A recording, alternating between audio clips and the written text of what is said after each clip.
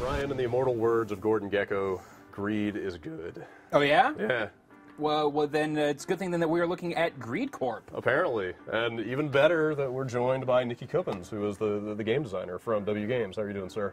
Very well, thanks. Very good, very good. Well, thanks for coming in to show us the game, so why don't we just jump right in? And You were at the reins, Nikki. Yeah. Dazzle us. Show us about this Okay. this game and this universe you guys are building up here. Yeah, so Greed Corp is the first game within the Mistbound universe, and it's really about trying to communicate the essence of that universe.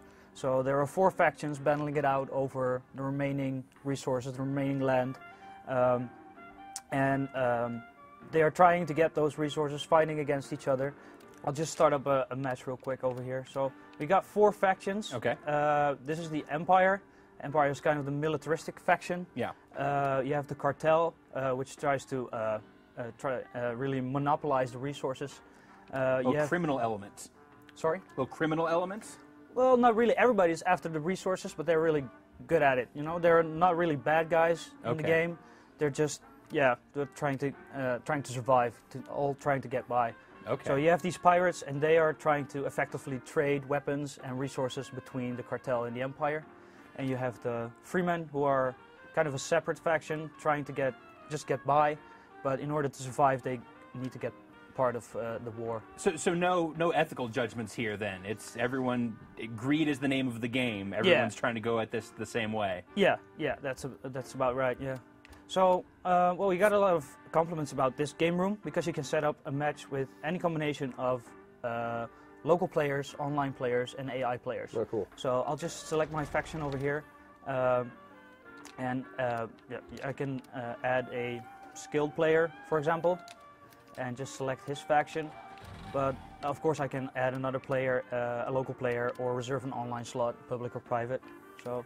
No, it looks like you can't have faction versus same faction, is that correct? No, yeah, that's true. Because every faction has its own visual style on the board, so you really need to have the different factions to be able to distinguish who is who. Okay. Yeah. Okay. So if a faction is taken, you can't. Another player can't select it. Tell us about your map layouts that you have over here. They look very deliberately designed. Yeah. Well, it's we have 12 maps for each number of players.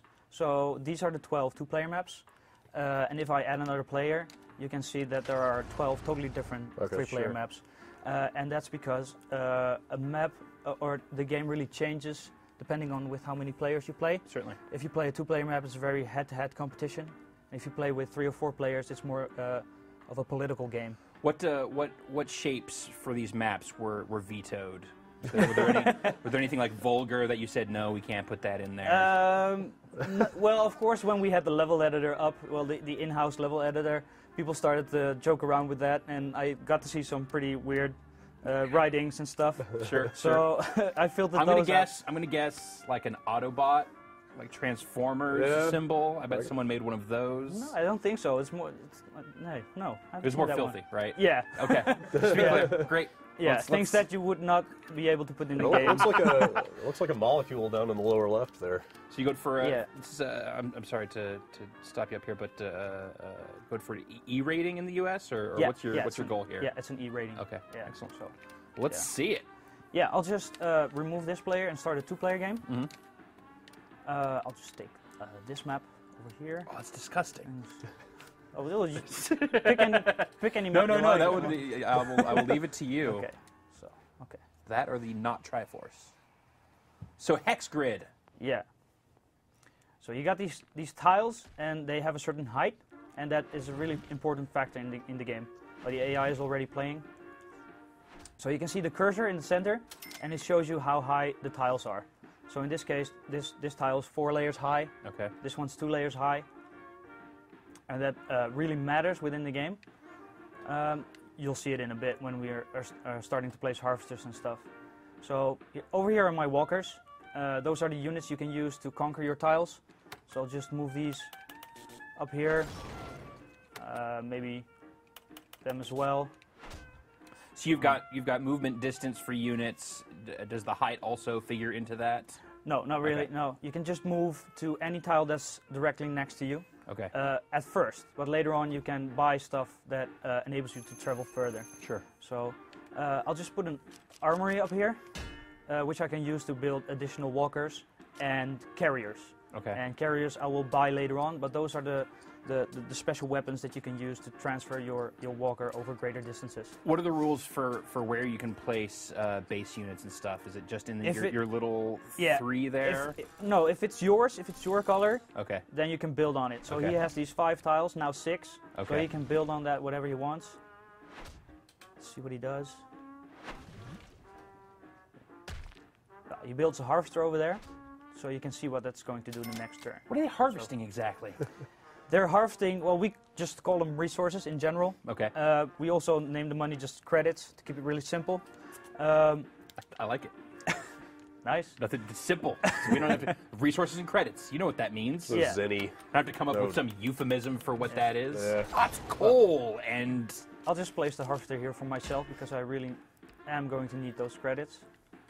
So when I switch turns, it's his turn, and then you can see what the harvester is going to do. At the start of your turn, it starts to harvest, and it turns all the So its own tile and the tiles directly around it are harvested, and you get credits for each layer that it's able to harvest. Well, so then that wasn't so smart for the AI to put it on like the really low thing, Well, right? yes and no, because Okay. yes, it does give you credits. Okay. But it could be pretty smart because it doesn't do a whole lot of damage to the rest of the land. You know, if you would okay. place it over here, for example, which he's probably going to do, is the more harvesters you place, the more damage you do to the land. So, well, I harvested So every time all this. every turn that you harvest, everything and the hex that your harvester is on, plus everything around it, gets affected by that. Yeah. So it's really about finding that balance between harvesting to get your credits, but also preserving the land to have something to stand on. I also see I could see the strategy of cutting off routes from enemy units to getting at your main base. All right, I'm sold. Let's keep going. I'm already in. You've got me. Okay, so I had this armory over here, so I can use it to build additional walkers. Everything that's red becomes active in the next turn. There's always a turn delay to give your opponent a chance to respond. So let's see what he's going to do. So he has a lot of harvesters, so this is gonna give him a lot of credits, but you can see that it's really tearing apart the landscape already. So yeah, just put another one up there. So what are the win conditions? You need to eliminate all your opponents, and in this case it's just one opponent, and you do that by making sure he doesn't have any walkers and buildings left. Okay. Nikki, I'm not going to lie, it looks like he's kicking your ass right now. Yeah, he's probably going to, yeah. Didn't you make this game? That's inappropriate. Well, he's a guest I here am joking. in our office That and in our was country. You never purely know. in jest. God damn it. You never know how it's going to turn out, because I can just move those 10 guys over here, and he has only 2 units to defend these harvesters. So All right, man, put your money where your mouth is. I want to see you triumph here. Yeah. So what about the, I know you're doing stuff over on the right now, but the guys on that isolated kind of island over there, are they inaccessible at the moment? Can he still put them into play? At this time, well, we have cannons at the start of the game. This map has those. Not all maps have them. But they're out of range of my cannon, so I can't really fire over here. But I can fly over there. Okay, so you will have a method of attacking. Yeah, them at sure, some yeah. point. But the Okay. carrier is very expensive, so I'm gonna need to harvest some stuff over here. So I'm gonna place my own harvester over here. So they're strategically beneficial because you'll also be damaging all of the harvesters, all the land around Yes. there that he has. Yeah. And of course, if I'm able to buy that carrier, I can just fly over to his island, drop off a harvester, and get the hell out. Doesn't matter that he takes it back, because it's on his island, and then it's his problem. Okay. So is there a limit of how many units you can have on each hex? Is it just Yeah, it's 16. Okay. So, and every armory can build up to 8 units each turn. So you can't get to 16 right away. That's a lot. That's fast. He's self-destructing this harvester. And a self-destruct causes a chain reaction of all attached critical tiles. So those tiles that were disappearing over here were all critical. And because he power harvested it, or he self-destructed it, everything is gone.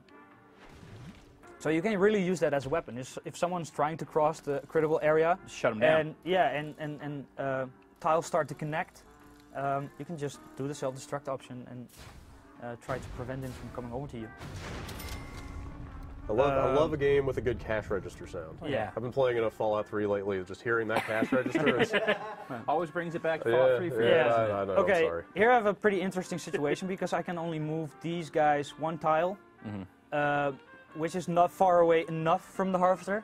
So I'm gonna take over this tile and this tile, and now I have a connecting area, and within your own territory you can move further. Okay. So in this case I can just evacuate these 8 guys over to here without out of the range of the harvester. So this guy is screwed, but at least I saved 8 other units over there. Oh, okay, I see. I see. So each unit. So you're not going to see like 16 things on each hex, but it's represented with a single one. icon. Yeah, it's just one walker indicating that there are units. In this case, I have 16 on here. That's the maximum. Well, now your walker is the king. Yeah, apparently. let me buy a shell real quick. Yeah. Texas Ranger. Yeah. So with the cannons, you can fire them only if you purchased ammunition for it separately. Okay. So I did that in my previous turn. So in the next turn, I can shoot. See if there's anything interesting to shoot. I think there is.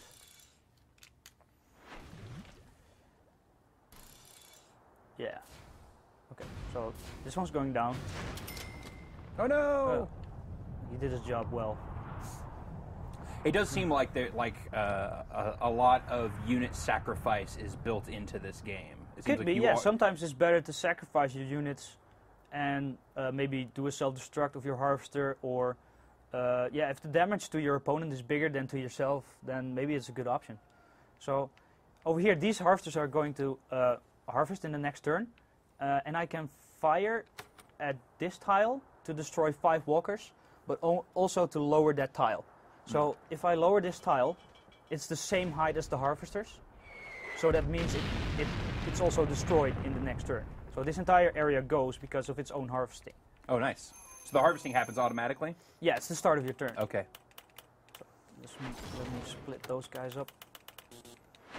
Well, I don't have a whole lot of room to build my own harvesters. So I'm just gonna well, I'm just gonna risk it. Go for it.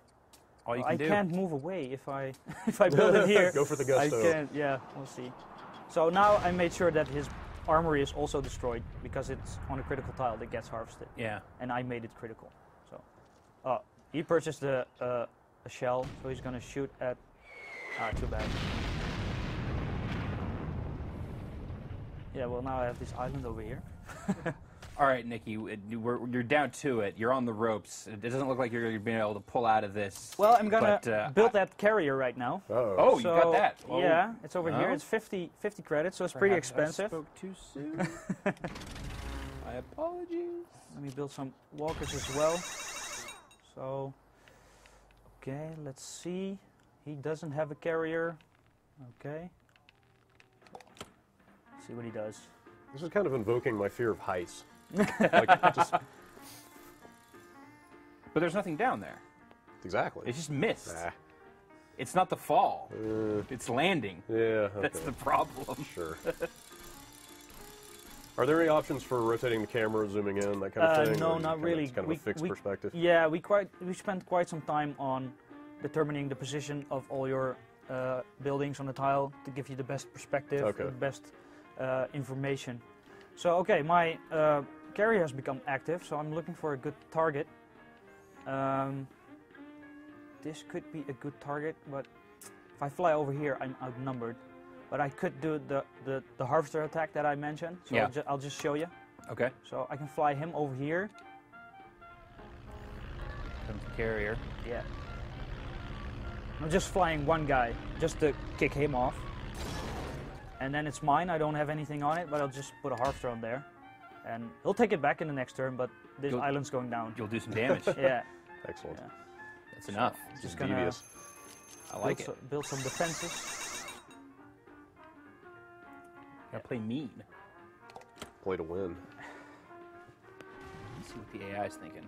Well, he took back the harvester. Yeah.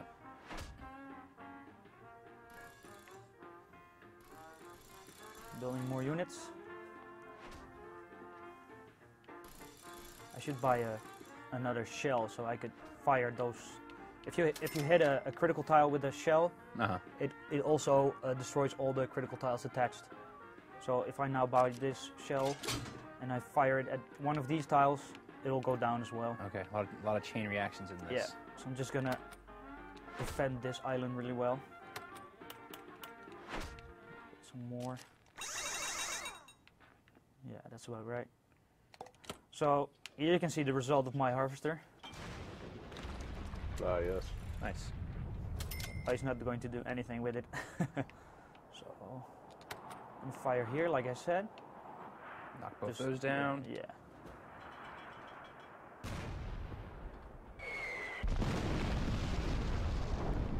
So it's kind of leveling out.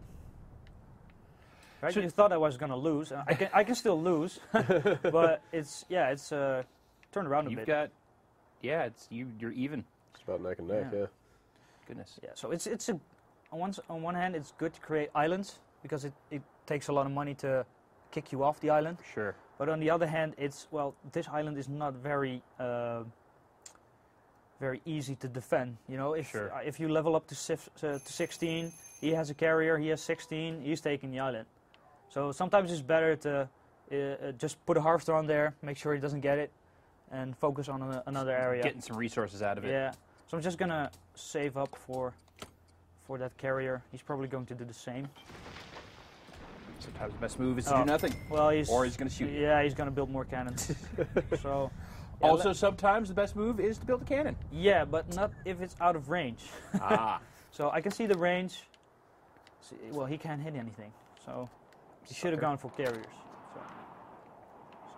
But you can see the number up top. It says 33.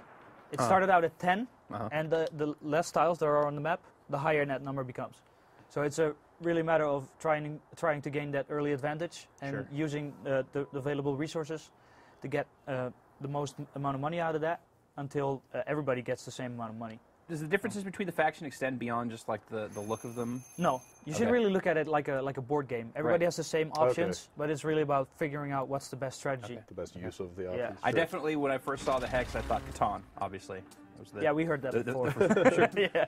That's why I bit my tongue at the time, but the verticality here definitely makes this a different type of thing. He's going to fly as well, but I have the advantage here. So I'll just use my 16 to eliminate his 16. So he can come over to me with a whole lot of units. Of course, I'm going to drop a harvester on there as well.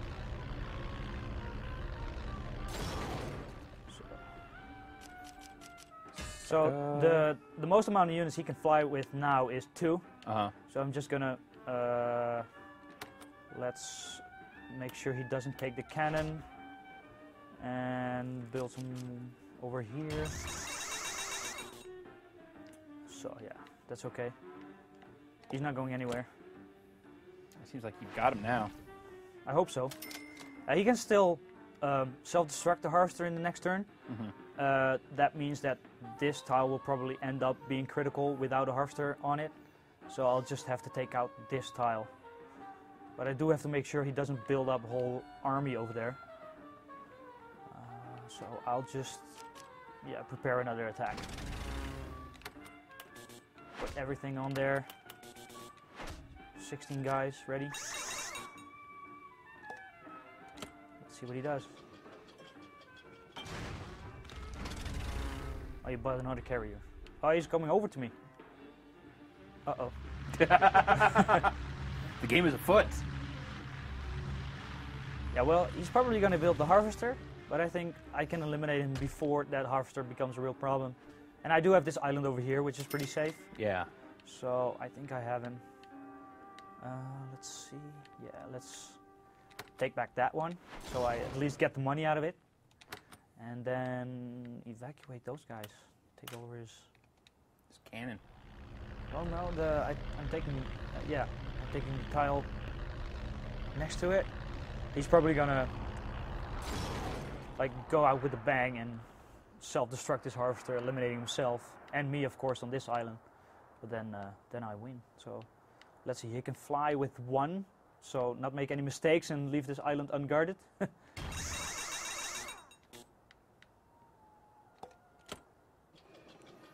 see what it does. I think he's going to self-destruct.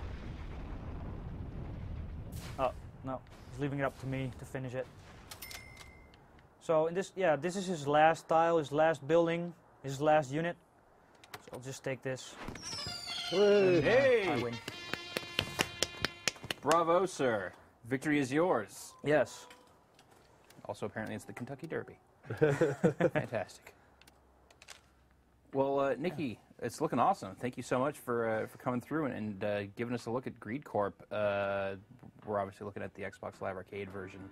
Any other platforms that you guys are thinking about right now, or are you focusing on this one? No, PSN is coming as well. Okay. And PC, but a little later. Okay. Yeah.